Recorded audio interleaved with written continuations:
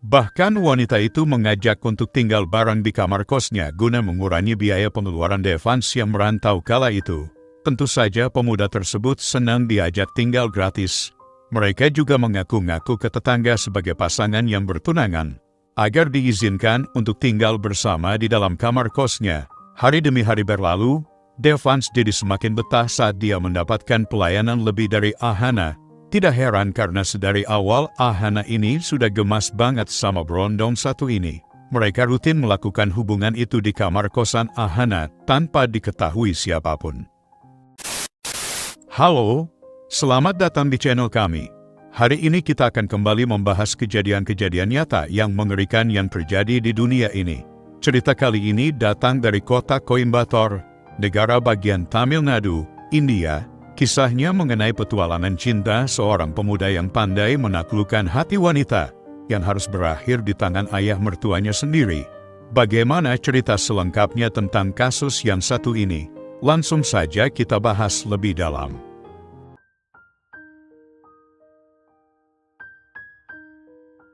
Sebelum kita mulai ceritanya, jangan lupa untuk like, komentar, dan subscribe serta share cerita ini sebanyak-banyaknya ke teman-teman kalian.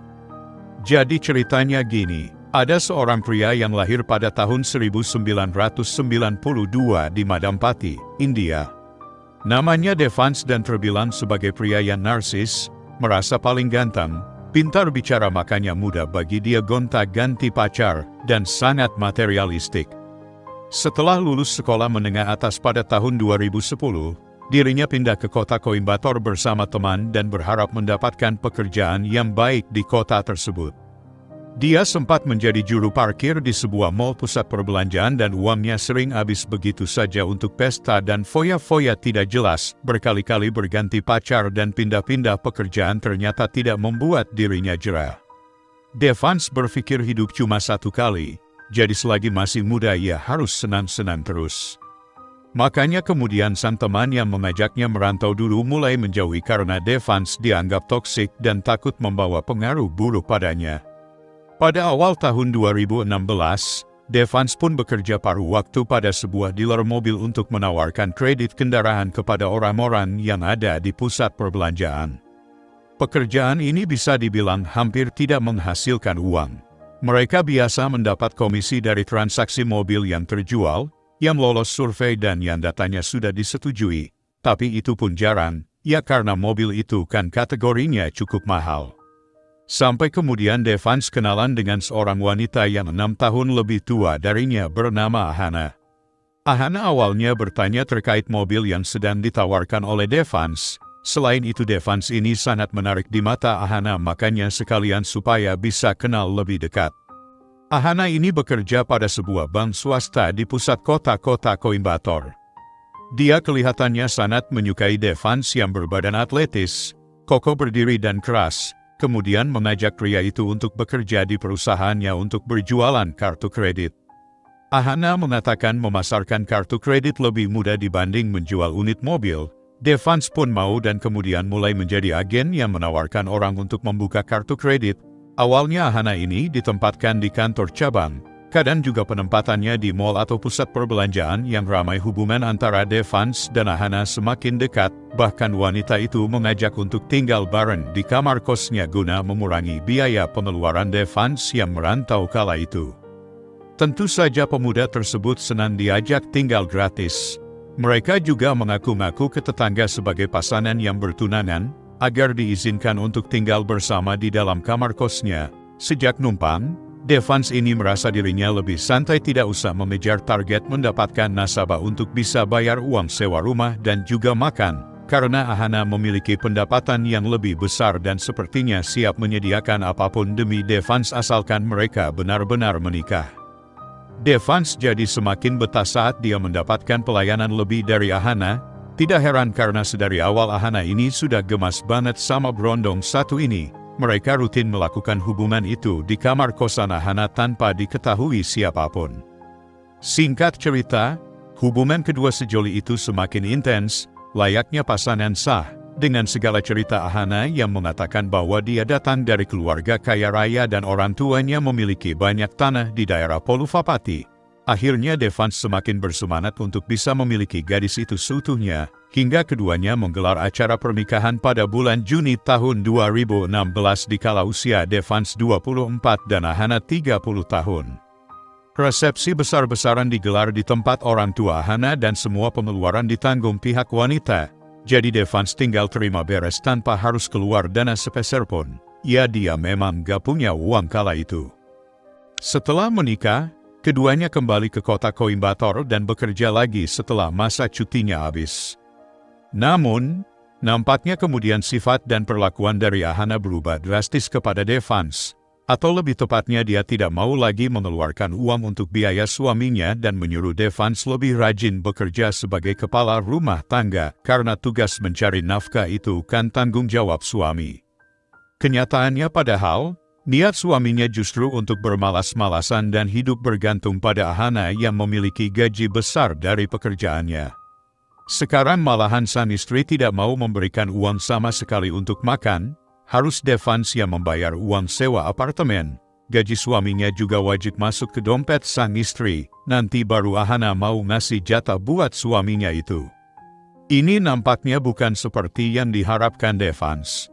Kemudian, yang terjadi hanyalah pertengkaran demi pertengkaran hingga pada akhirnya membuat Devans minta pisah, padahal pernikahan mereka baru seumur jagung, yang dimana harusnya awal pernikahan itu banyak manisnya, justru hal ini tidak dirasakan Devans. Permintaan pisah dari suaminya itu ditolak oleh Ahana yang bilang kalau mau cerai, pria itu wajib membayar uang perpisahan yang jumlahnya tidak sedikit, dan harus membayar semua uang dan pelayanan yang pernah Ahana kasih selama mereka hidup bersama. Devans merasa terjebak dengan pernikahan ini dan menceritakan segalanya kepada teman yang pernah mengajaknya merantau.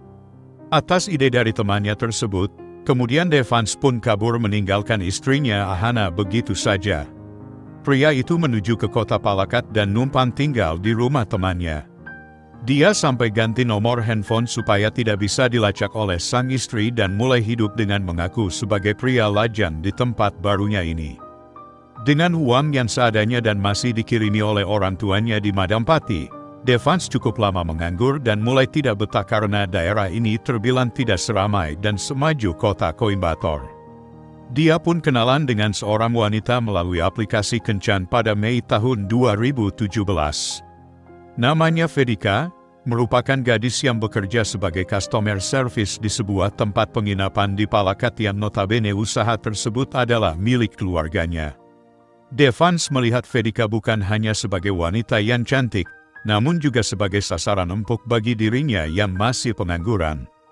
Dengan modal dokumen kerja sebelumnya, pria itu mengaku kepada Fedika sedang bekerja di cabang bank swasta di kota tersebut. Mereka semakin akrab dan kemudian bertemu secara langsung di sebuah kafe kecil. Kelihatannya mereka saling cocok satu sama lain. Fedika nampaknya juga naksir pada pria itu. Usia mereka sama-sama 25 tahun dan sepertinya Devans merupakan pria yang selama ini dia cari, sesuai banget dengan tipe yang diinginkannya.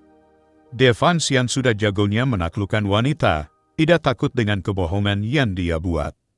Bahkan setelah diperkenalkan kepada orang tua Fedika yang notabene ayahnya merupakan pengusaha yang cukup dikenal dan berpengaruh yang ada di kota Palakat, bernama Samar, Devans yang karena memang sudah punya pengalaman di bidang perbankan dan segala hal tentang kartu kredit dengan lancar menjelaskan pekerjaannya kepada Fedika dan keluarganya. Jadi kalau Fedika dan keluarganya bertanya hal yang berhubungan dengan perbankan dan kartu kredit, pasti Devans jago cerita semuanya dan ini makin membuat pihak si cewek mengagumi pria itu, walaupun mereka juga tahu bahwa penghasilan Devans tidaklah besar. Tapi kegigihan dan wawasan Devans yang luas itulah yang menjadi penilaian mereka. Padahal, jelas-jelas pemuda tersebut pengangguran dan statusnya masih menjadi suami orang. Hubungan keduanya makin direstui dan berniat akan segera menikah. Bahkan Fedika sempat mengatakan satu hal yang membuat Devans senang, yakni sanaya mertua cerita bahwa setelah menikah, pria itu akan diangkat menjadi pemimpin di salah satu tempat usaha mereka, yaitu pengolahan hasil tani dan penjualan sayur mayur jadi semacam pengepul atau tengkulak. Devans makin tidak sabar ingin menikah dan memiliki usaha seperti itu. Di pikirannya, Dia bakalan main perintah aja nanti ke karyawan, jadi bos besar yang megang duit, dan apa-apa diturutin sama bawahannya. Makanya kemudian dia nelpon ibunya di kampung berbohong bahwa dia sudah cerai dengan istri pertamanya dan kalau menikah lagi supaya semua orang bilang Devans adalah lajang. Orang tuanya pun nurut semua permintaannya. Acara pernikahan digelar pada bulan Januari tahun 2018. Resepsinya jauh lebih besar dibanding pernikahan yang pertama. Devans benar-benar dianggap sebagai anak emas yang beruntung menikahi Fedika yang cantik dan keluarganya kaya raya. Banyak tetangga serta kerabat juga menganggap pekerjaan Devans di perbankan adalah profesi yang keren. Orang kantoran kerjanya pakai kemeja dan dasi, dan ini benar-benar membuat keduanya dianggap raja dan ratu di daerah Palakat. Apalagi ayah yang terhormat, banyak tamu dari pengusaha kaya datang waktu itu dan menyambut Devans menjadi bagian dari mereka. Setelah nikah, Devans mengaku berhenti dari pekerjaan di perbankan dan diajari oleh kakak iparnya untuk mulai mengelola usaha pemupulan atau tengkulak hasil tani itu. Walaupun kelihatan cukup berwibawa, nampaknya pria tersebut tidak bisa belajar dengan cepat. Hal ini membuatnya terus dipantau dan dijaga selama berada di tempat usaha itu. Devans tidak suka karena dia tidak bisa megang keuangan, tidak bisa nyuruh sana-sini, bahkan untuk bernego harga dengan petani saja dia sulit.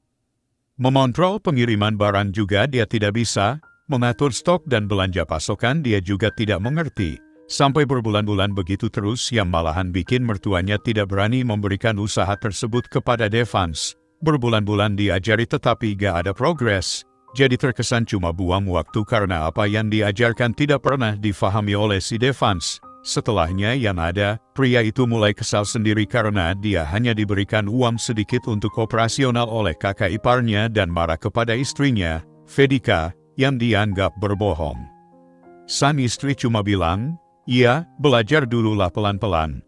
Tapi Devans malah makin marah dan bilang, "Gimana mau belajar kalau kakak kamu ngatur terus di situ, ngeliatin terus kerjaannya seharian?" Dia merasa tidak nyaman. Devans maunya biar dia belajar sendiri dan mengendalikan semua keuangan, tapi tidak diizinkan. Yang ada malahan, Devans disuruh ngikat hasil kebun, nanter sayur ke pasar, benerin truk angkut gelondongan, dan kerjaan lain yang setara dengan karyawan biasa. Ini katanya bikin pria itu malu dan tidak mau lagi datang untuk kerja. Devans mengira dia tinggal duduk di kantor aja sambil nyuruh-nyuruh para pekerja, tetapi taunya dia juga ikut disuruh kerja. Lama-kelamaan, Devans malah jadi jarang di rumah dan pergi entah kemana ngumpul bareng teman-teman baru dan mulai suka minum-minum di kafe bersama wanita-wanita yang tidak jelas. Sang istri sudah melarangnya guna menjaga nama baik ayahnya, tapi Devans malah ngelawan dan bilang kepada Fedika, "Suruh bapak singkirkan kakakmu dari toko, biar saya yang atur semua dan jadi bos baru, saya akan kembali kerja dan tidak mabuk lagi." Hal inilah yang kemudian menjadi bahan protes Fedika kepada ayah dan kakaknya. Menurutnya, mereka penyebab sang suami Devans yang tadinya rajin dan giat bekerja menjadi pemalas dan pemabuk. Namun ayahnya punya pendapat lain dan menyatakan menantunya itu tidak benar, kerjanya berantakan.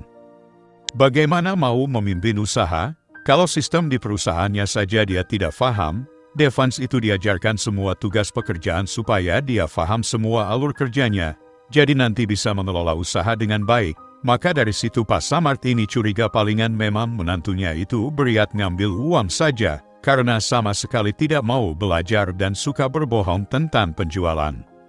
Sang mertua lalu menegur Devans yang malahan ngembek lalu pergi selama seminggu tidak pulang sama sekali. Disinilah Devans berkenalan lagi dengan seorang gadis ketika dirinya nongkrong di sebuah kafe. Namanya Saraswati, yang statusnya anak kuliahan. Dia berkuliah dan menyewa kamar kos di kota Palakat. Sebenarnya Saraswati kenal dengan Fedika karena mereka berasal dari daerah yang sama, terlebih keluarga Fedika ini dikenal luas di lingkungan tempat tinggalnya. Tetapi entah apa yang ada di pikiran gadis itu, setelah mendengar segala curhatan sedih dari Devans, gadis ini mengajaknya untuk tinggal sementara di kamar kosnya. Kata-kata manis dan menyentuh dari Devans telah membuat Saraswati terhipnotis dan mengikuti apa saja yang dikatakan pemuda itu. Dari situlah keduanya menjalin hubungan. mereka hidup bersama di kamar kos Saraswati. Saraswati juga yang membayar kamar sewa serta membiayai kebutuhan makan pemuda itu, supaya Devans tetap bisa sembunyi dari mertuanya yang terkenal tegas dan galak. Hingga pada awal Oktober tahun 2018, sang mertua, Bapak Samart, menyuruh salah satu anak buahnya untuk menyelidiki tentang seluk-beluk menantunya Devans. Dia curiga bahwa banyak kebohongan disimpan pria itu tentang dirinya, dan benar saja, dari hasil penyelidikan diketahui bahwa status Devans masih suami orang dikala menikahi Fedika. Selain itu Devans ini juga sudah lama menganggur bahkan jauh sebelum pemuda itu mengenal dengan putrinya. Hal ini membuat Fedika kaget dan menangis. Pak Samart mulai menyimpan dendam kepada pemuda itu. Sanaya kemudian bersama karyawannya pada awal Oktober tahun 2018 mencari Devans keliling kota Palakkad untuk menghukum pria tersebut. Sampai kemudian ada tetangga yang menyatakan bahwa sering melihat Devans bersama dengan seorang wanita bernama Saraswati dan selalu nongkrong di kafe atau kamar kos. Mereka pun mencari ke kafe yang ditunjuk namun tidak menemukan keduanya, lalu mendatangi beberapa rumah yang dianggap pernah dijadikan Devans sebagai tempat tinggal. Sampai akhirnya dapatlah satu penginapan sederhana di mana Devans dan Saraswati sedang check-in di sana. Pada awalnya resepsionis tidak mau mengaku ada dua sejoli itu di dalam, tapi ketahuan juga saat satpam keceplosan pada Pak Samart. Mereka pun mendatangi kamar yang ditunjuk dan melihat sang menantu yang sedang enak-enakan bersama Saraswati. Pak Samart merasa dibohongi dan dikhianati dan yang paling ia pikirkan adalah nasib anaknya Fedika yang ditipu mentah-mentah oleh pria pemalas seperti Devans. Saat itu, Pak Samart menyuruh Saraswati untuk pulang atau bakalan ditangkap juga. Dari situ, Saraswati segera mengenakan pakaian dan kabur ketakutan, dan Devans pun mereka masukkan ke dalam mobil. Pak Samart bersama dengan beberapa karyawan membawa Devans yang tertunduk diam dan muka penuh penyesalan ke sebuah daerah sepi pemukiman di pinggir sungai. Sesampainya di sana Devans dieksekusi. Sempat mencoba melawan namun karena kalah jumlah akhirnya Devans tidak bisa berbuat banyak, hingga pemuda itu menghembuskan nafas terakhirnya. Setelah itu Devans dibuang ke pinggiran sungai. Sementara itu 3 hari setelahnya, salah satu warga yang kebetulan lewat mencium aroma tidak sedap yang sangat menyengat. Setelah ditelusuri dia menemukan sosok tidak bernyawa, selanjutnya dilaporkan ke pihak kepolisian dan dilakukan pemeriksaan. Sebenarnya dari hasil pemeriksaan polisi, dugaan awal adalah korban begal atau perampokan, jadi bisa dibilang sebuah kecelakaan karena tidak ada satu orang pun yang mengadu tentang kehilangan anggota keluarga. Sampai hal ini kemudian terdengar di telinga Saraswati, dirinya merasa bahwa selama seminggu tidak ada kabar lagi dari Devans.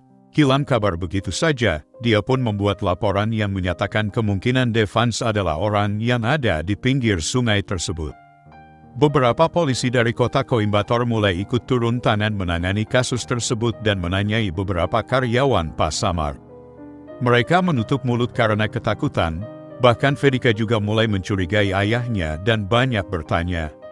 Sang ayah diam saja, namun memang Pak Samart sudah berpikir untuk menyerahkan diri. Dia merasa kasihan juga kepada karyawan dan anggotanya yang mulai diikuti polisi kemana-mana. Pada pertengahan Oktober tahun 2018, akhirnya dengan sangat gentle, Pak Samart menyerahkan diri kepada pihak berwajib. Dia mengaku telah menyebabkan hilangnya nyawa menantunya setelah mengetahui semua kejahatan dan tipu daya pria tersebut terhadap banyak wanita, terutama kepada Fedika yang sangat cinta dan takut kehilangan suaminya. Beliau tidak menyangka bahwa putrinya yang berpendidikan tersebut bisa dibohongi oleh pemuda yang dikenalnya melalui aplikasi kencan. Bahkan setelah menggelar resepsi besar-besaran, yang tertipu bukan hanya Fedika, namun seluruh anggota keluarga. Pada persidangannya Pengadilan Tinggi Wilayah Palakkad Februari tahun 2019, Pak Samart mengaku hanya ingin memukul Devans malam itu untuk memberi pelajaran, namun sang menantu melawan. Makanya, dia dan para karyawan lainnya terlibat perkelahian, hingga membuat nyawa pemuda itu melayang.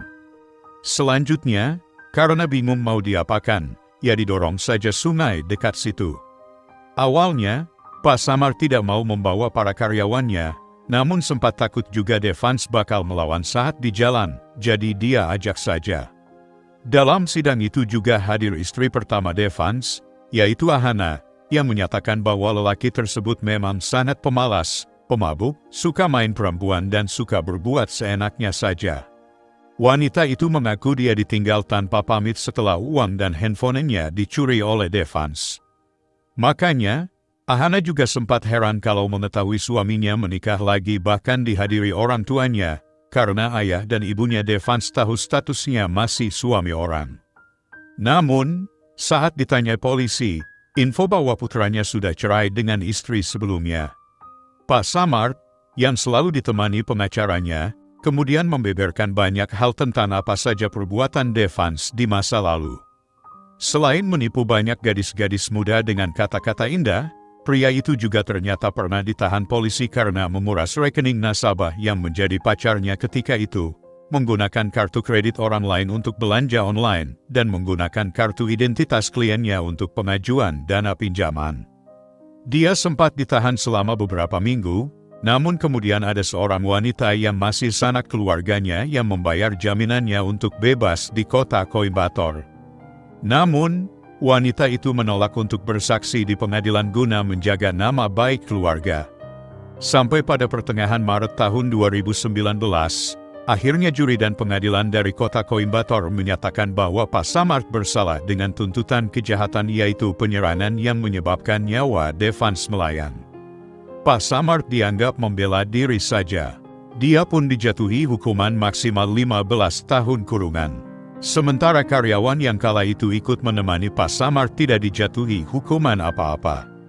Di pihak lain, Saraswati kemudian juga mendapat hukuman 2 bulan penjara atas tuntutan perbuatan tidak pantas yang dilakukannya bersama Devans. Apa pelajaran yang bisa kita ambil dari kisah ini?